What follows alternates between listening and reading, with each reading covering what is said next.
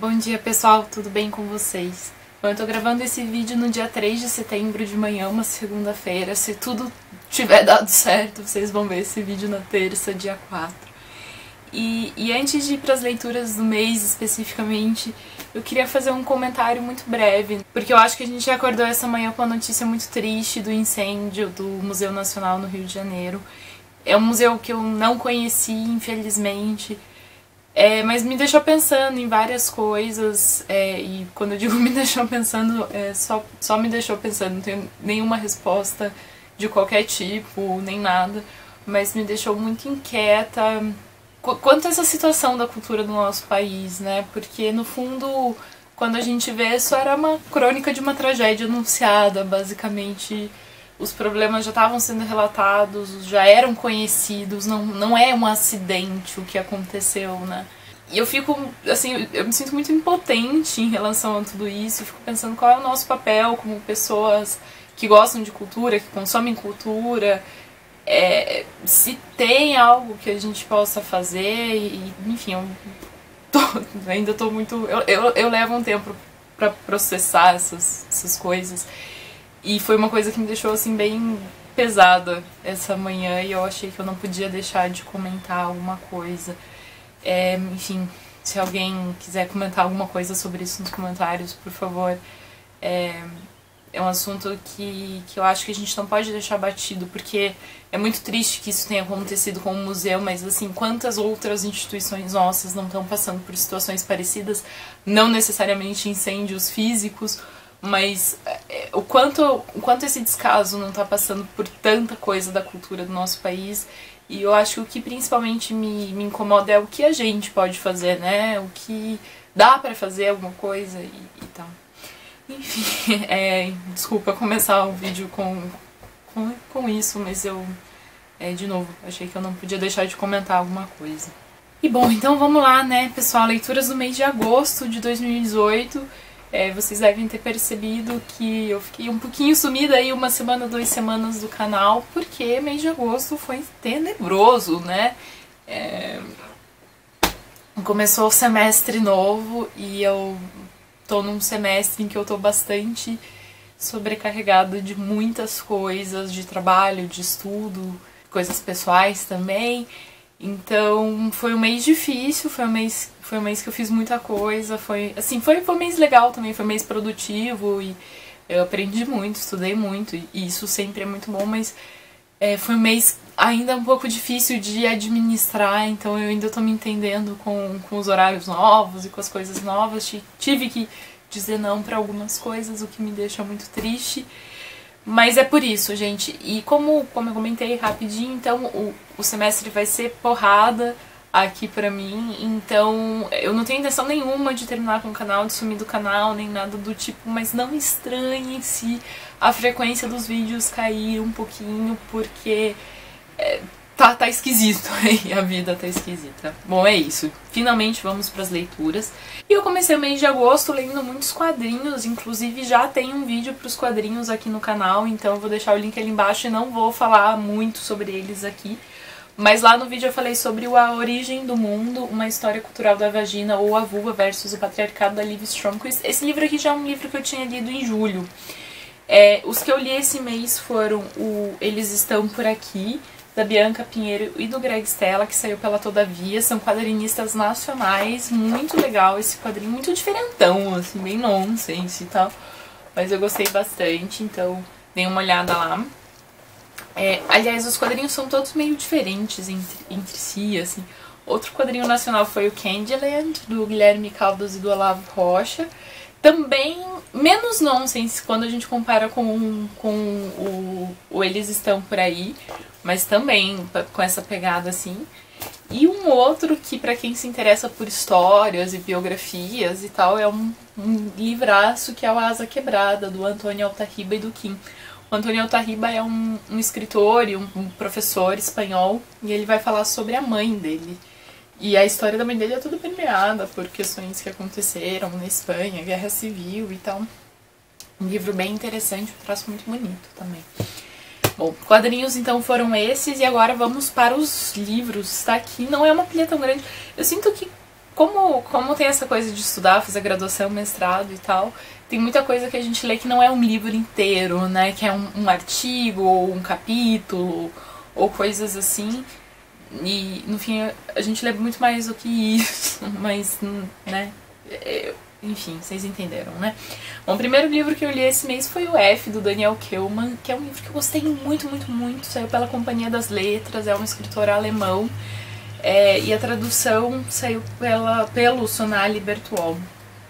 É um livro sobre dramas familiares, sobre a vida contemporânea. Eu acho que ele vai direto e coloca os personagens em alguns dos pilares da sociedade, que é a arte, que é a religião e o mercado financeiro. Então ele discute esses três campos. A parte de arte, inclusive, pensando agora depois desse incêndio do museu e tal, eu acho que fez a gente refletir muitas coisas, assim.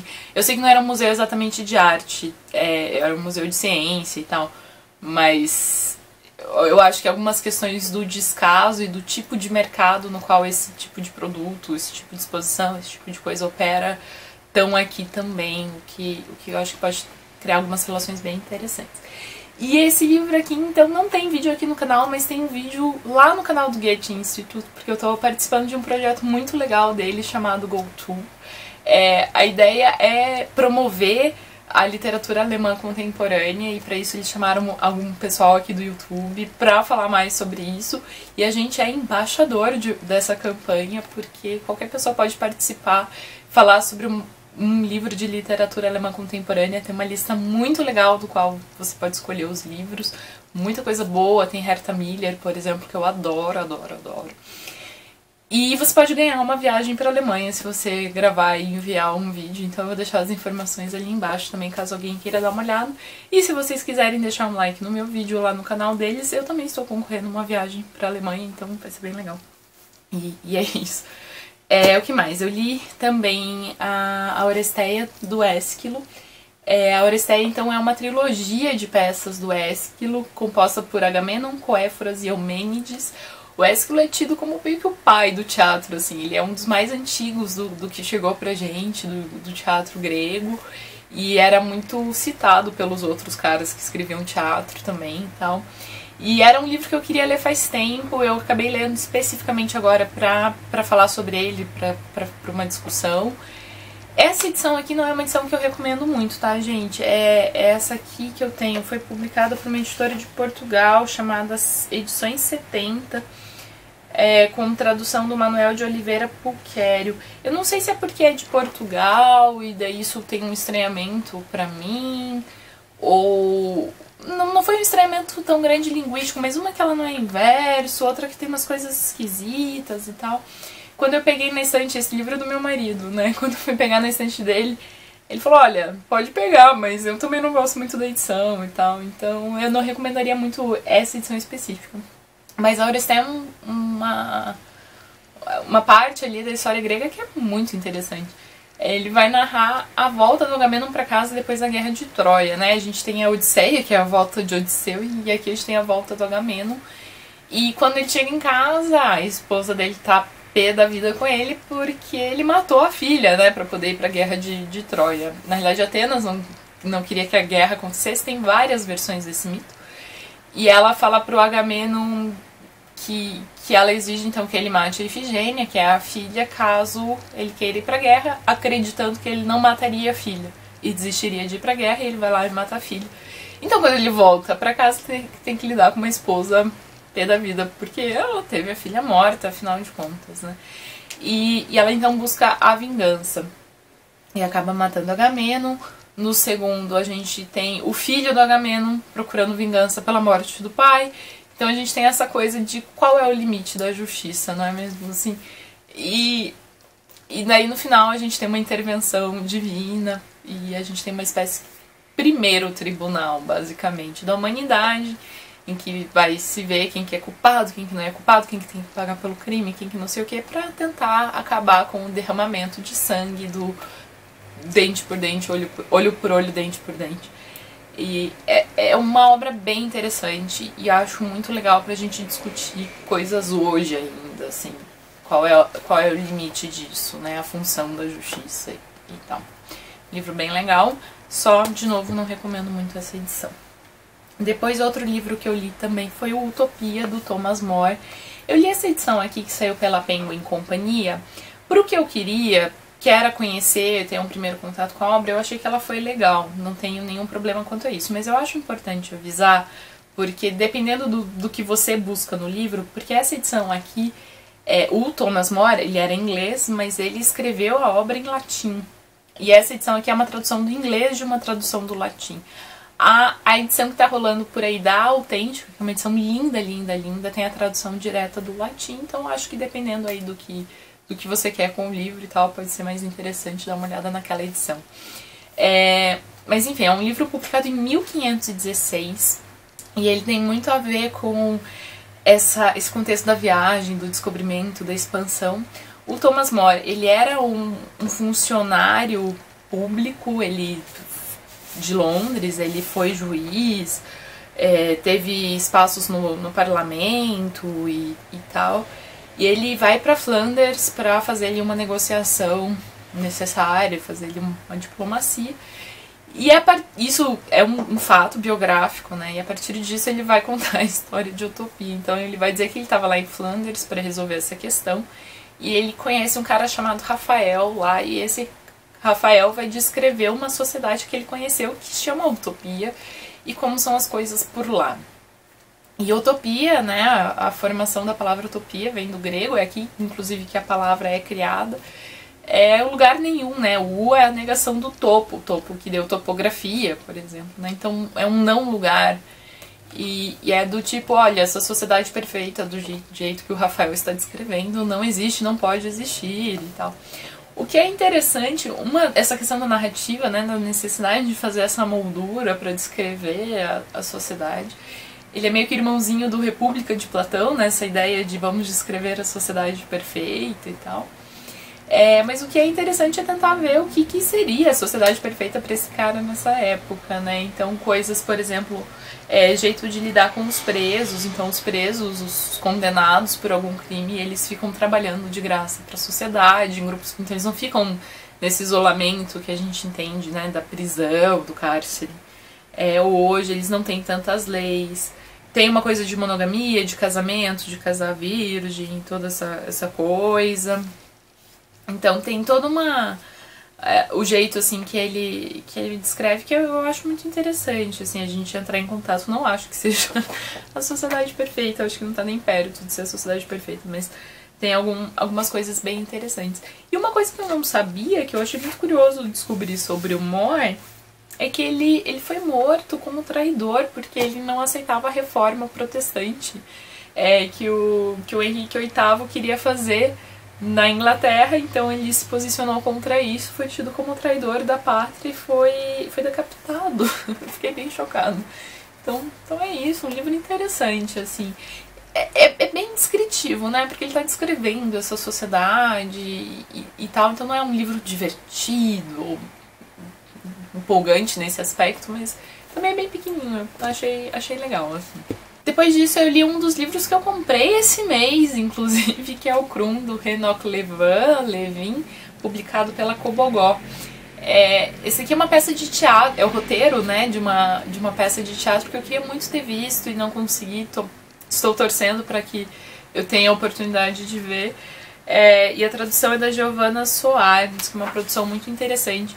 O autor, o Enoch Levin, ele é um autor de família judia, origem polonesa, nasceu em 43 no subúrbio de Tel Aviv, em Israel, e ele tem uma obra considerável, bastante conhecido. Ele morreu em 1999. Ele teve um sucesso grande com as peças, principalmente lá em Israel e tal. E é uma peça que eu achei legal. Eu tava com curiosidade de ler peças traduzidas por causa de um projeto aí que eu tô envolvida. Então a gente tem esse grupo de personagens que gira ali em torno da vida do Krum, então a família e alguns amigos dele, meio que tentando encontrar sentido na vida. Não bem isso. A gente tem um pouco dessa narrativa do ordinário, do cotidiano, do comum, e como esses personagens, alguns se inquietam com essa coisa do sentido e outros estão completamente envolvidos nisso. Tô achando difícil de escrever, como vocês podem estar percebendo. Então tem 2 enterros e 2 casamentos, e entre as 2 cerimônias vemos, numa sequência de cenas curtas, o quadro da vida dos habitantes de um bairro remoto. Enfim, é uma peça então sobre as pessoas e sobre esses pequenos draminhas e tal. Uma coisa que eu acho muito... O Krum começa chegando de uma viagem, e a mãe tá toda empolgada, que vai rever o filho... E quando ele encontra a família, ele fala o seguinte: mãe, eu não consegui nada no estrangeiro, eu não encontrei nem fortuna, nem felicidade, eu não melhorei em nada, eu não me diverti, não me casei, nem mesmo noivei. Eu não conheci ninguém, não comprei nada e não trouxe nada comigo. Na minha mala só tem roupa suja. É isso aí, já disse tudo e agora eu gostaria que você me deixasse em paz. Então essa coisa dessa expectativa, né, que a gente tem, porque a viagem é tanto um deslocamento físico, mas a gente tem uma expectativa que ela seja um deslocamento emocional, psicológico, que aconteça uma espécie de transformação, uma mudança na gente, né, a gente põe muita expectativa nesse tipo de experiência. E ele já chega frustrando isso, olha, não aconteceu nada, assim, eu fui, eu voltei, eu sou a mesma pessoa, só tenho roupa suja, então... eu achei bem interessante, né, esse contato com o estrangeiro que não resulta em nada, essa vidinha e tal. Achei legal e realmente queria assistir a peça. Eu acho que o impacto de assistir, de ler uma peça é sempre diferente. Eu gosto de ler peça, gente, não tô falando que eu não gosto, mas eu acho que tem um impacto diferente sempre, assim. E o último livro que eu li esse mês foi um livro que eu li a trabalho, que é o A Guerra, a Ascensão do PPC e o Mundo do Crime no Brasil, do Bruno Paes Manso e da Camila Nunes Dias. Aqui tá uma fotinho deles. Os dois são pesquisadores que estudam o PCC faz muito tempo e é um livro em que eles então tentam construir uma narrativa sobre o PCC. É um livro muito interessante, muito importante, eu acho. Esse esforço deles de tentar construir uma narrativa que faça sentido baseados numa história que a gente ainda não sabe direito o que está acontecendo e com dificuldade de acesso a muitas informações enfim, eu acho que eles fizeram um trabalho assim, louvável nesse livro e é bem importante para quem quer entender um pouco do Brasil de hoje. Eu acho que eles tocam em questões muito legais e para quem é jornalista, estudante de jornalismo e coisas assim, eu acho que também é um livro bastante importante pela lição de pesquisa e de construção de narrativa que eles dão também. Bom, pessoal, é isso. Então, essas foram as leituras de agosto. Não foram tantos livros assim, né? Foram só 5 e alguns quadrinhos, mas foram leituras legais também. Espero que vocês tenham gostado do vídeo. Caso vocês já tenham lido alguma dessas coisas, me avisem o que vocês acharam nos comentários. E é isso, também me contem o que vocês leram aí de legal nesse mês de agosto. É isso, pessoal. Um abraço, boa semana e até a próxima. Tchau, tchau.